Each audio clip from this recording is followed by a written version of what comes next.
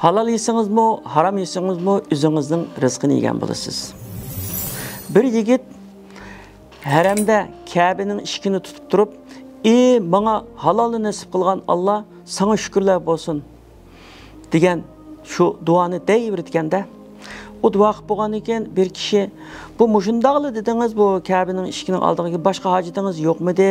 degandan keyin, "O mushu Allohga shukr qilishdan boshqa mening hojatim yo'q. Buningdan 16 yil burun mushu Ka'ba kelgandim, u chaqda aytib kambag'aldim, haramni tavob qilib olsam, bir hamyon uchirdi va hamyonning ichida 1000 tilla oltin bor ekan. Shunga birozdan keyin ashuning igisi e'lon qildi, ko'ga odamlar bormi deb. Endi aşağıda qaytirib berdim uni. Qaytirib bersam, o kishi menga 30 tilla oltin berdi. Yo'q, olmayman desam, cho'qim olasiz deb berdi. Shuna bilan men ashuni xo'shulab, ashuningdagi yutumga ketdim.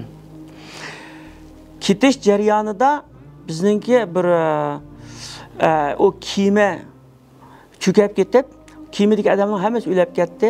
Men ashu bir qirg'oqqa chiqib oldim. Qirg'oqqa chiqib, aşağı hamda o'zimning jinni saqlash uchun aram bir yer ketib bo'lsam, bir yeziga kelib qoldim. Bir yezida bir mahalladagi kishilar bundaq bir o'qigan, Qur'on o'qiyotgan odamga ehtiyojli ekan. Men Qur'on o'qib bersam, ularga masjidga imom qilib qo'ydi. Imom qilgan keyin xat yozganligimni bilib qilib, bolalarimga dars o'qiting deb dars o'qitib qolib qo'ydi. Shuningdan keyin Mishada bir yaxshi bir solih kishining bir qizi bordi, sizni o'ylab qo'yilib bunda bo'ytoq o'tmang dedi. Shuning bilan o qiz bilan tanishdim, to'y qildim. To'y qilgandan keyin bir qancha kundan keyin menga o qiz bir hamyonni ochib ko'rsatdi-da. Buning ichida 970 tilla bor. Dadam to'y ishlaringizga ishlatasiz, to'ydan keyin shuni xaylasiz deb olamni o'tib ketdi. Buningki bir hikoyasi bor aytgan. Degandan keyin u yigit qarab hayron qoldiki, shu o'zi ko'rgan hamyon, 16 yil burun ko'rgan hamyonda.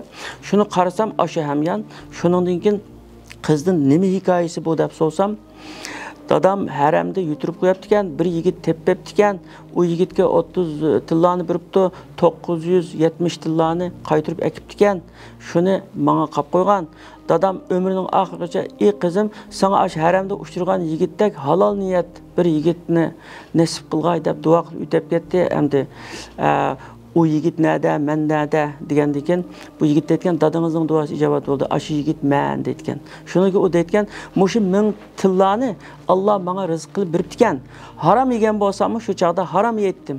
Evagan bo'lsam, bermagan bo'lsam, yana shuni yeytdim. Men igisiga berib halal ish qildim. Alloh taolo menga haloldan berdi" dedigan.